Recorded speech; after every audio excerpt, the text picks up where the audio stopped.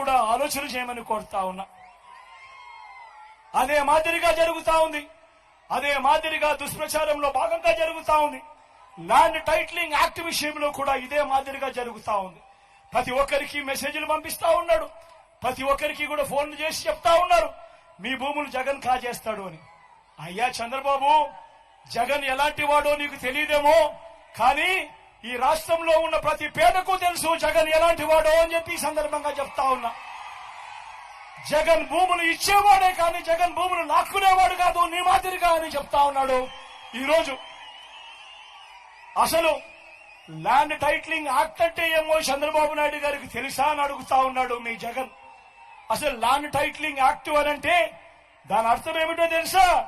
అసలు land titling act అనంటే దాని అర్థము మీ భూముల మీద మీకు సర్వ హక్కులు కల్పించడమే ల్యాండ్ టైటిలింగ్ యాక్ట్ కు సంబంధించిన ముఖ్య ఉద్దేశం.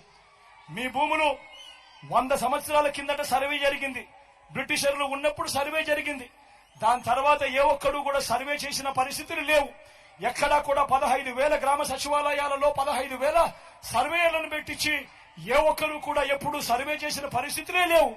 ఆ పరిస్థితులు లేక భూములన్నీ కూడా సబ్ డివిజన్ జరక్క, భూముల కొలతలన్నీ కూడా సరిగ్గా లేక అమ్ముకునేదానికి కొనేదానికి ఇబ్బందులు పడతా ఉన్న పరిస్థితులలో ప్రజలందరూ కూడా కోట్ల చుట్టూ తిరుగుతూ, రెవెన్యూ అధికారుల చుట్టూ తిరుగుతూ వాళ్లకు డబ్బులు ఇచ్చుకుంటూ ఇబ్బందులు పడతా ఉన్నారు అని చెప్పి ఈ పరిస్థితిని మార్చాలి అని ప్రతి ఒక్కరి భూమి మీద కూడా వాళ్లకు సంపూర్ణ హక్కులు ఇవ్వాలి అని మొట్టమొదటిసారిగా 100 సంవత్సరాల కింద జరిగిన సర్వేను మళ్లీ రీసర్వే ప్రతి గ్రామంలోనూ చేయించి వాళ్ళ భూముల మీద సర్వ హక్కులు వాళ్ళకి ఇచ్చేదానికి బౌండరీస్ నాటిచ్చి రికార్డ్స్ అన్ని అప్డేట్ చేసి ఆ పత్రాలన్నీ కూడా రిజిస్ట్రేషన్ చేసి మళ్లీ ఆ రైతన్నలకు వాళ్ళకే ఇచ్చే కార్యక్రమం జరుగుతా ఉంది అంటే ఇంత గొప్ప కార్యక్రమానికి చేతనైతే మద్దతు పలకాలి కానీ దాని మీద కూడా లేనిపోని దుష్ప్రచారాలు ఇవాళ జరుగుతా ఉన్నాయి.